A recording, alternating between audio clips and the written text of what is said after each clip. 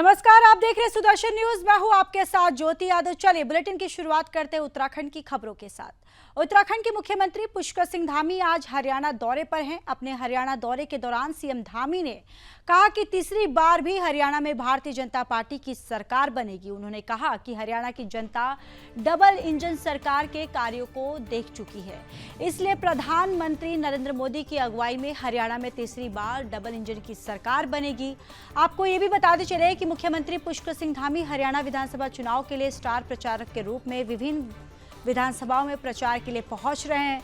मुख्यमंत्री पुष्कर सिंह धामी हरियाणा में चुनावी जनसभाएं करेंगे। सीएम धामी बीजेपी प्रत्याशियों के पक्ष में हरियाणा में 3 जनसभाएं करेंगे। आज दोपहर 2 बजे धारूहेड़ा रेवाड़ी में लक्ष्मण सिंह यादव के पक्ष में जनसभा करेंगे। इसके बाद 5 बजे सेक्टर 5 गुरुग्राम में मुकेश शर्मा के पक्ष में मुख्यमंत्री जनसभा को संबोधित करेंगे।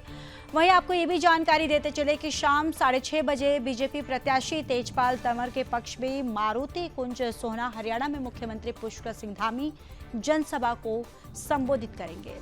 तो आज हरियाणा दौरे पर मुख्यमंत्री पुष्कर सिंह धामी जो है वो रहने वाले हैं, जहां धारूहेड़ा रेवाड़ी में जनसभा को संबोधित करेंगे और तीसरी बार भी हरियाणा में बीजेपी की सरकार बनेगी। लगातार ये बीजेपी के तरफ से ये दावा किया जा रहा है और जनता जो है वो डबल इंजन सरकार के कार्यों को देख रही है। ये भी मुख्यमंत्री पुष्कर सिंह धामी के द्वारा ये बातें कही गई।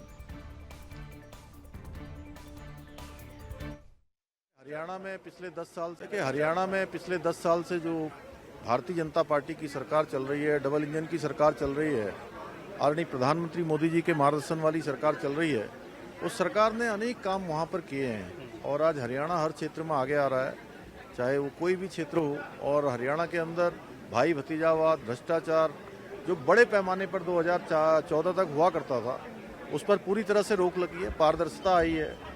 पहले घोटाले होते थे, घपले होते थे, लेकिन पिछले 10 सालों में पारदर्शिता के साथ हर क्षेत्र में काम हुआ है। नौजवान युवाओं को नौकरी मिली है, नई नई योजनाएं आई हैं, गरीब कल्याण के लिए काम हुआ है।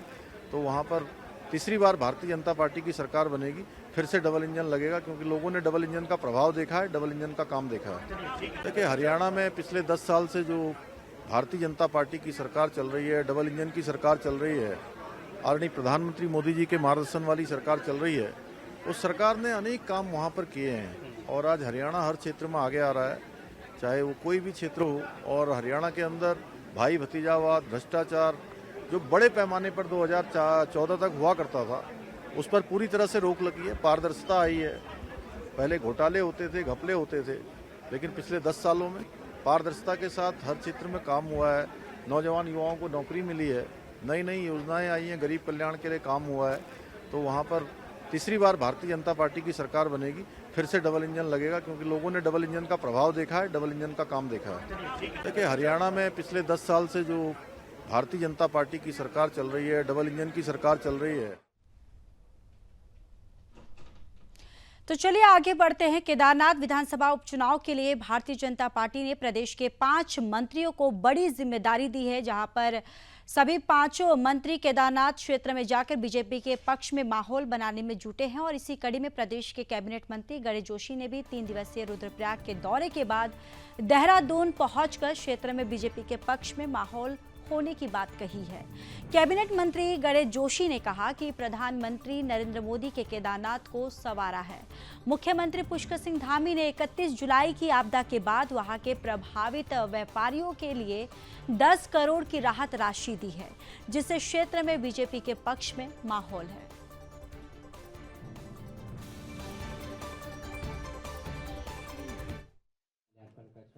आज मैं बाबा केदार की धरती से 3 दिन के दौरे पर लौट कर आया हूं और मोदी जी ने जो केदारनाथ के कायाकल्प के लिए किया है, 2013 के बाद जो उसका स्वरूप तहस नहस हो गया था, उसको संवारने का काम देश के प्रधानमंत्री नरेंद्र मोदी जी ने किया है।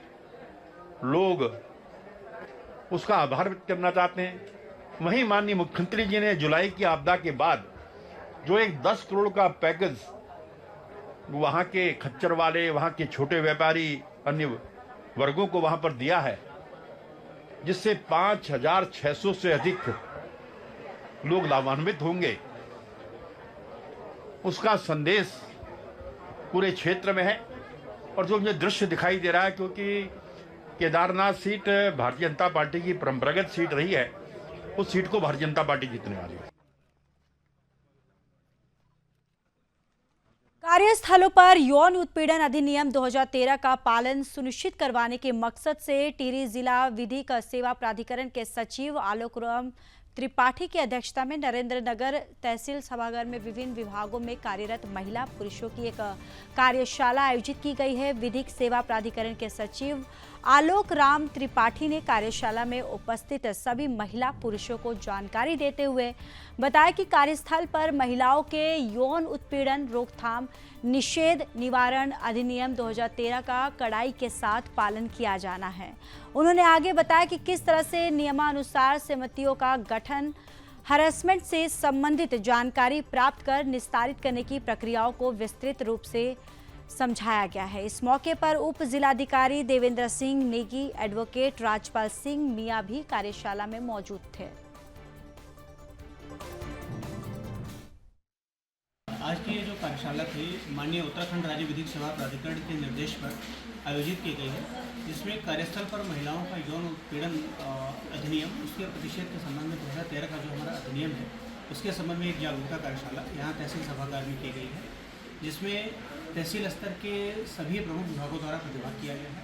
विभागों की जितनी हमारी महिला कर्मचारी थी और साथ में कुछ पुरुष कर्मचारी भी इस कार्यशाला में उपस्थित हैं, जिनको इस जो हमारा 2013 का अधिनियम था उसके संबंध में विस्तारपूर्वक जानकारी दी गई। उनको इंटरनल कमेटी के बारे में, लोकल कमेटी के बारे में और इस कमेटी के द्वारा कैसे सेक्सुअल हरासमेंट के केसेस में किस प्रकार से जांच प्रक्रिया अपनाई जाती है उसके बारे में बताया गया। कानून के संबंध में विस्तारपूर्वक जानकारी दी गई। साथ ही जो प्रतिभागी अगर थे उनके द्वारा पूछे गए सवालों का जवाब भी दिया गया और ये अपेक्षा की गई कि हमारे तहसील स्तर पर जितने भी सरकारी विभाग हैं उनके द्वारा इस अधिनियम के अंतर्गत जो हमारी इंटरनल कमेटी है उसका नियमानुसार गठन किया जाए तथा सेक्सुअल हरासमेंट के किसी भी प्रकरण में इमीडिएट और उचित कार्रवाई की जाए। आज जिला विधिक प्राधिकरण विभाग द्वारा जो एक वर्कशॉप आयोजित की गई, जिसमें माननीय त्रिपाठी जी ने जो सीनियर जज हैं उन्होंने आज हमें जानकारी दी पॉश एक्ट के बारे में जो 2013 में बनाया गया था और जिसमें हर डिपार्टमेंट में एक इंटरनल कमेटी का गठन होना है। उसके बारे में आज सर ने विस्तृत जानकारी दी। उसके सारे सेक्शंस के बारे में हमें विस्तृत जानकारी दी कि किस तरह से हमने उन सेक्शंस को लागू करना है, किस तरह से अपने विभाग में हमें कमेटी बनानी है जो कि अति आवश्यक है और अगर ये कमेटी विद टाइम नहीं बनी तो ये पनिशेबल एक्ट होगा और इस तरह की कमेटी अगर हर विभाग में बना दी जाएगी तो ये बिल्कुल आने वाले समय में महिलाओं के लिए बहुत ही महत्वपूर्ण रहेगा। तो इसके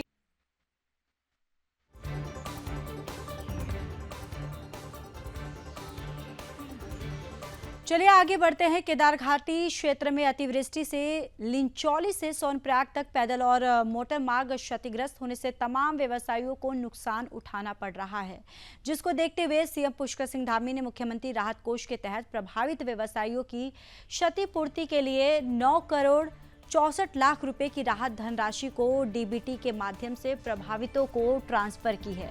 इसको लेकर बीजेपी के प्रदेश मीडिया प्रभारी मनवीर चौहान का कहना है कि आपदा को लेकर मुख्यमंत्री और सरकार संवेदनशील तरीके से कार्य कर रही है, यानी काम कर रही है। आपदा से जिन क्षेत्रों में व्यवसायियों को नुकसान हुआ है उसका आकलन किया गया है। केदार घाटी में सर्वाधिक नुकसान व्यवसायियों का हुआ है, उसके लिए डीपीटी के माध्यम से पैसा ट्रांसफर कर दिया गया है। उन्होंने कहा कि प्रदेश पे जहां जहां ऐसी क्षति हुई है वहां पर भी जल्द ही सरकार द्वारा कदम उठाए जाने वाले हैं।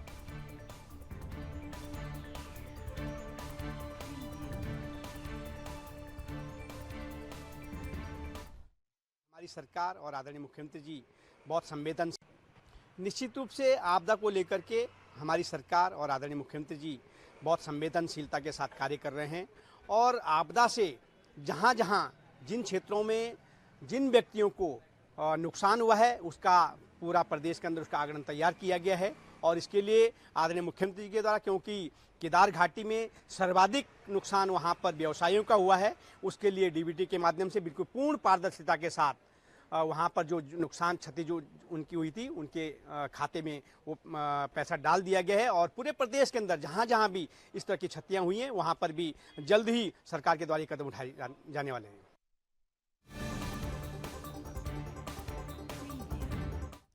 उत्तराखंड परिवहन निगम BS 6 बसें लाने की तैयारी कर रहा है। इस बात को लेकर उत्तराखंड परिवहन निगम के संचालन प्रबंधक CP कपूर ने कहा कि commission for air quality management की तरफ से हमें 31 दिसंबर तक का समय दिया गया है, जिसमें हमें 190 नई बसें लानी है। साथ ही उन्होंने कहा कि शेष बसों को लाने के लिए 31 मार्च 2025 तक का समय मिला है, जिसके बीच अक्टूबर महीने में डीजल की 130 BS 6 बसें आएंगी, 30 बसें CNG की और अन्य जो है वो 30 बसें दिसंबर महीने तक आ जाएंगी।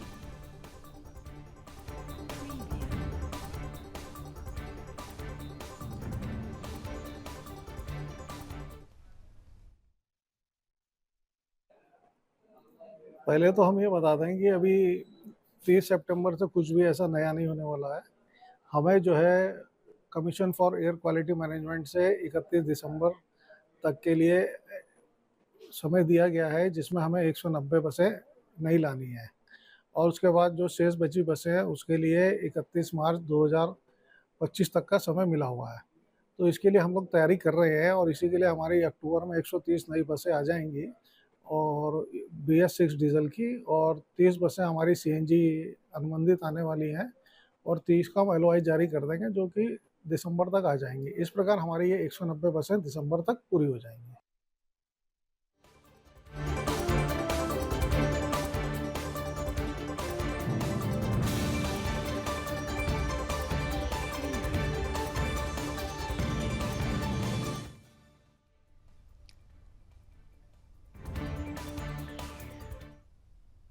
तो चलिए अब खबरों में बात करेंगे लालकुआं की, जहां लालकुआं में श्री श्याम परिवार और श्री श्याम कृपा महिला परिवार के निरीक्षण में शनिवार को श्री श्याम संकीर्तन महोत्सव पर भव्य यहां निशान यात्रा निकाली गई, जिसमें कमेटी द्वारा निशान यात्रा से पहले ध्वज का पूजन किया गया। यात्रा में ध्वज के लिए श्रद्धालु भक्ति की धुनों पर थिरकते हुए दिखाई दिए। निशान यात्रा कर लोगों ने पुष्प वर्षा कर स्वागत किया है। निशान यात्रा में आगे चल रही फूलों से सजी बाबा श्याम की सवारी, जो कि यात्रा की शोभा बढ़ा रही थी, जिसमें सवार बाबा श्री खाटू श्याम के दर्शन को हर कोई देख निहारे जा रहा था। यात्रा में खासी तादाद में शामिल श्रद्धालुओं के हाथों में श्री श्याम ध्वज के लिए महिलाओं की टोली चल रही थी और ये निशान यात्रा ट्रांसपोर्ट नगर से राजकीय इंटर कॉलेज संकीर्तन स्थल तक निकाली गई। इस मौके पर मौजूद भक्तों ने कहा कि श्री श्याम संकीर्तन महोत्सव पिछले 7 से मनाते आ रहे हैं और उन्होंने कहा कि शामपुर में यहाँ कानपुर जो है मिलीभीत परेली से कालाकर यहाँ पहुँचेंगे, जो सुंदर सुंदर भजनों से बाबा का गुणगान करेंगे। उन्होंने क्षेत्रवासियों से श्री श्याम संकीर्तन महोत्सव में अधिक से अधिक संख्या में पहुँचने की अपील की है। इस मौके पर श्री श्याम संकीर्तन महोत्सव के अध्यक्ष सोनू गोयल, पूर्व चेयरमैन पवन चौहान, निवर्तमान चेयरमैन जो हैं वो लालचंद सिंह, व्यापार मंडल के अध्यक्ष दीवान सिंह बिस्ट सहित भारी संख्या में श्रद्धालु जो है वो मौजूद थे।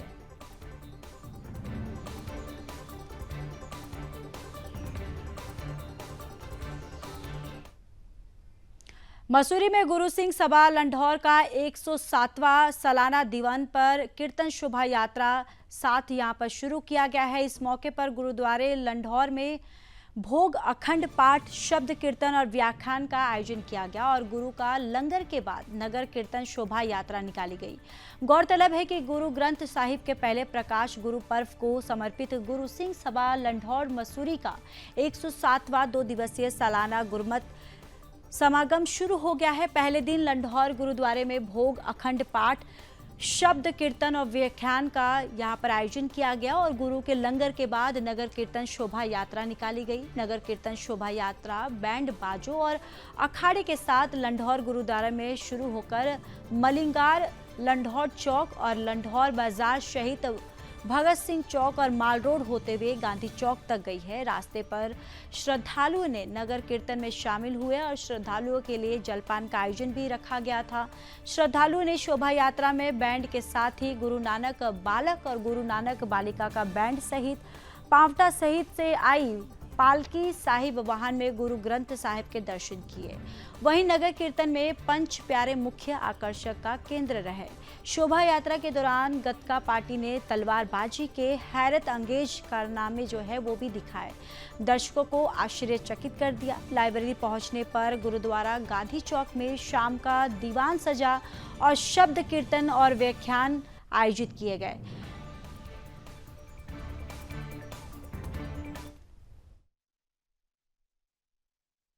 करते हैं गुरु सिंह सभा को और सभी गुरु सिखों को।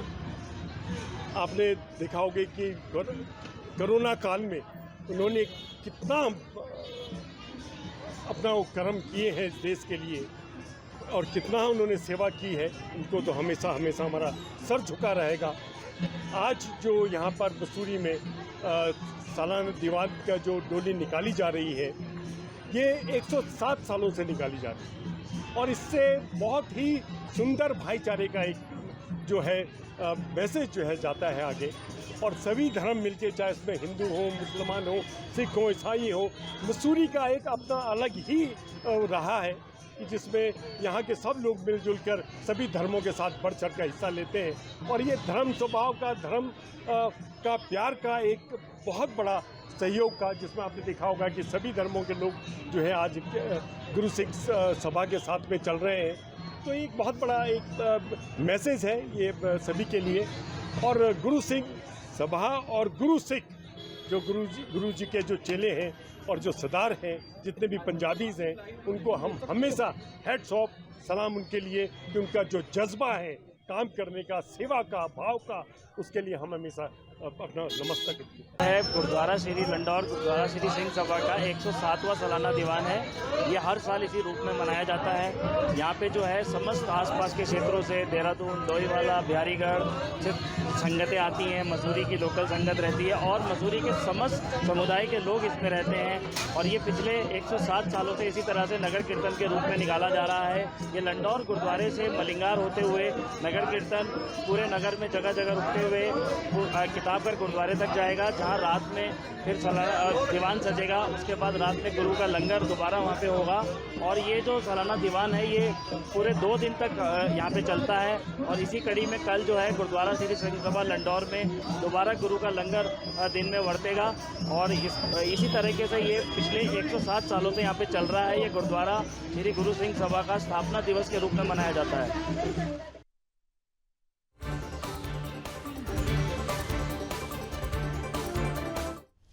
चलिए आगे बढ़ते हैं। मसूरी नगर पालिका प्रशासन द्वारा एसडीएम मसूरी अनामिका के निर्देशों के बाद मसूरी देहरादून मार्ग पर सड़क किनारे किए गए अतिक्रमण और अनाधिकृत सड़क किनारे सामान बेचने वाले लोगों पर कार्रवाई की गई है। मसूरी नगर पालिका की टीम द्वारा मसूरी कोलू खेत के पास पानी वाले बंद से मसूरी तक सड़क किनारे अतिक्रमण कर दुकान लगाने वाले और सामान बेचने वालों पर कार्रवाई करते हुए उनको हटाया गया है। वहीं इस मौके पर प्लास्टिक बैग का प्रयोग करने वालों पर भी कार्रवाई की गई है। अधिशासी अधिकारी राजेश नैथानी ने बताया कि एसडीएम मसूरी के निर्देश के बाद मसूरी देहरादून मार्ग पर सड़क किनारे किए गए अतिक्रमण और सामान बेचने वालों पर कार्रवाई कर दुकानों को हटाया गया है। वहीं चेतावनी दी गई है कि दोबारा से सड़क किनारे अतिक्रमण कर सामान ना बेचा जाए। उन्होंने बताया कि मसूरी में प्लास्टिक बैग पूर्ण रूप से प्रतिबंधित है, लेकिन कई दुकानदार अभी भी प्लास्टिक बैग का प्रयोग कर रहे हैं, जिस पर कार्रवाई करते हुए कई दुकानों से प्लास्टिक बैग को जब्त किया गया है। उन्होंने आगे बताया कि देहरादून मसूरी मार्ग पर कई जगहों पर सड़क किनारे होर्डिंग लगाकर प्रचार प्रसार किया जा रहा था, जिनको हटाया गया है। उप जिलाधिकारी के महोदय का निर्देश पे आज नगर पालिका द्वारा पानी वाले मोड़ से अभियान ऊपर की तरफ चलाया जा रहा है, जिसमें रोड पे जो भी अस्थायी अतिक्रमण है उसको हटाया जा रहा है। साथ ही पॉलीथीन यूज भी जो लोग कर रहे हैं उनके विरुद्ध चालानी कार्रवाई की जा रही है और ये पूरे मसूरी रोड पे किंक्रेक तक की जाएगी। चलिए, जो अस्थायी टाइप के अतिक्रमण है जो लोगों ने अपनी निजी भूमि पे बिना मानचित्र स्वीकृत करके बनाए हैं, वो एमडीडीए के जुरिडिक्शन में आता है। हमारा तो जो टेम्परेरी अतिक्रमण सड़क पे रहता है, जो ये कालीन वाले हैं, इनकी भी काफ़ी शिकायत थी कि हर मोड़ पे इन्होंने कालीन लटका दी है या भुट्टे वाले हैं या इस तरह से जो भी अवैध होर्डिंग्स हैं उनके खिलाफ हमारा अभियान है। हाँ, SBM में पॉलीथीन पे काफ़ी निर्देश भारत सरकार से और प्रदेश निदेशालय से भी हमारे आ रहे हैं, उस पर चालान की कार्रवाई की जा रही है।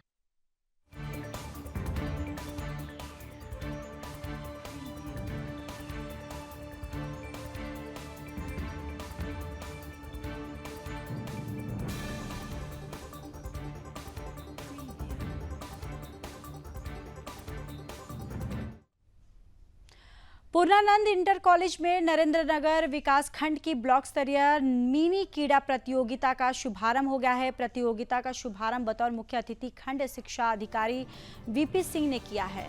आपको बताते चले कि ब्लॉक स्तर के प्राथमिक और जूनियर विद्यालयों के 250 से अधिक प्रतिभागी छात्र छात्राओं ने खेल प्रतियोगिताओं में हिस्सा लिया। इस मौके पर कार्यक्रम के मुख्य अतिथि खंड शिक्षा अधिकारी VP सिंह, खेल संयोजक प्रकाश ड्यूंडी, विश्वभरी भट्ट और अध्यक्ष महेश गुस्साई ने खेलों का जीवन का अभिन्न अंग बताते हुए प्रतिभागी छात्र छात्राओं से खेलों में बढ़ चढ़ कर प्रतिभाग करने और खेल भावना से खेलने की अपील करते हुए बच्चों के उज्जवल भविष्य की कामना की है। खेल तो जीवन के लिए बहुत ही अति आवश्यक है, क्योंकि खेलने से मस्तिष्क भी बहुत अच्छा खुलता है, उसका विकास होता है, शारीरिक विकास होता है।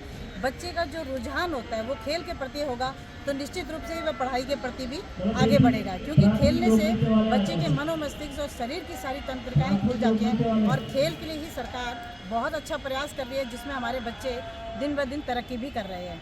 तो मेरा मानना है कि खेल बच्चे का सबसे जरूरी अंग है।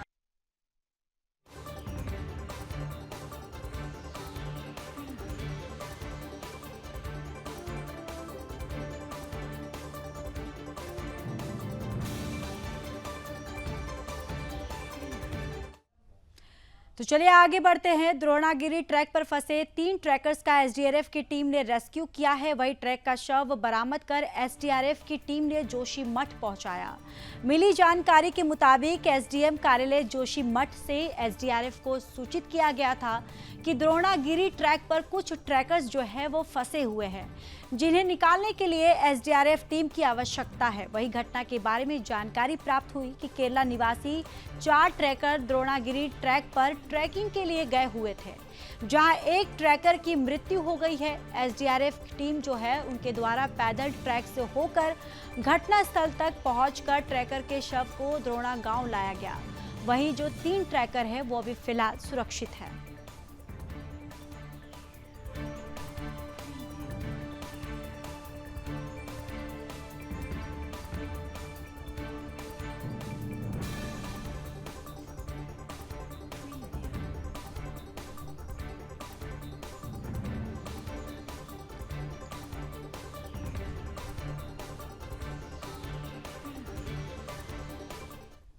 तो आइए सीधे आपको लेकर चलते हैं जहां पर मीडिया सेंटर में मुख्यमंत्री पुष्कर सिंह धामी ने क्या कुछ कहा, सुनवाते हैं।